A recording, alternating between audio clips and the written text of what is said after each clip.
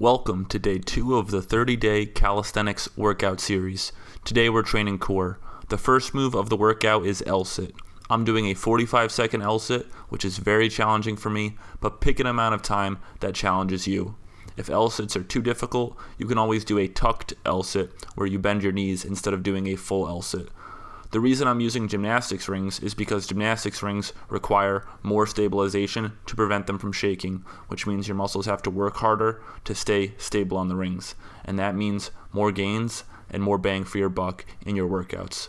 L-sits are one of the most fundamental core exercises you can do, and it's a move gymnasts rely on for improving their core strength, building that next level core strength, and getting and maintaining their six-pack abs. The next exercise is hanging toes to bar. This move requires a ton of core strength, and it involves core compression strength, where you compress your core and use your hip flexors to raise your toes up to the bar.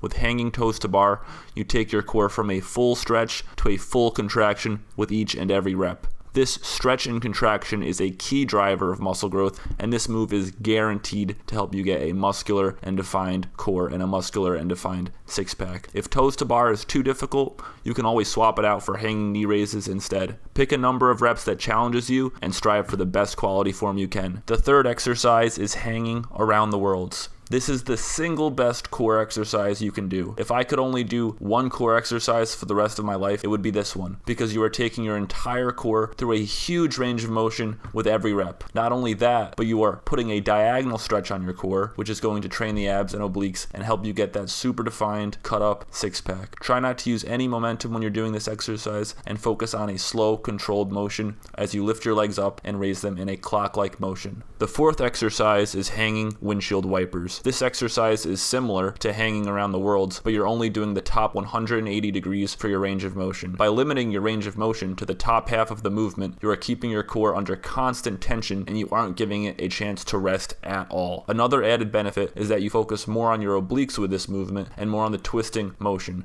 Next up, we have dragon flags. This exercise was popularized by Bruce Lee, and it is one of the most difficult core exercises you can do, and it requires lifting your entire body weight up and keeping your body in a rigid and stiff position. Despite me having a strong core, I still need to use a resistance band to help me complete this exercise. If you don't have a resistance band, you can do tucked or straddle dragon flags, and you can also do dragon flag negatives until you build up the strength to do a full dragon flag. By doing the dragon flag, you are going to stimulate your core muscles in almost the exact same manner as doing a front lever. Dragon flags are a great way to strengthen your core for advanced calisthenics moves. If you don't have dragon flags in your routine, I highly recommend you give them a try. The dragon flag is a very humbling movement, and it is a great exercise for developing superhuman core strength and getting a crazy aesthetic and cut up core.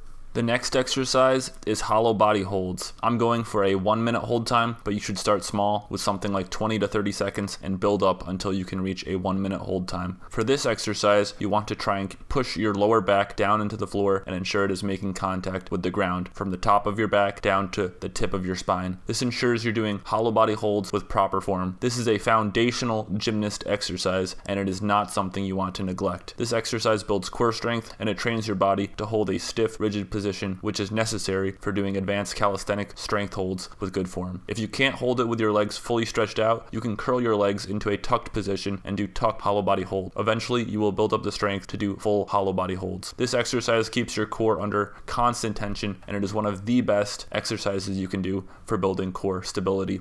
Every gymnast has this move in their routine, and there is a reason for that. The hollow body hold is necessary for building elite gymnast core strength and being able to do moves like the planche and front lever. When doing this exercise, try and avoid shaking and use your core stabilizing muscles to keep your body as stiff and rigid as possible. Next up, I'm doing side plank raises for 30 seconds on one side and 30 seconds on the other side. By doing a side plank, you are using your obliques to keep your body stable and rigid. By adding raises to the movement, you take it from a static movement to a dynamic movement. By raising up, you force your obliques to contract, and you end up doing a crunch-like movement, focusing on your obliques. This exercise is one of the best oblique building exercises you can do. When you raise your body up, try and push your body as high into the air as you can and really focus on contracting your obliques when your body is at its highest point.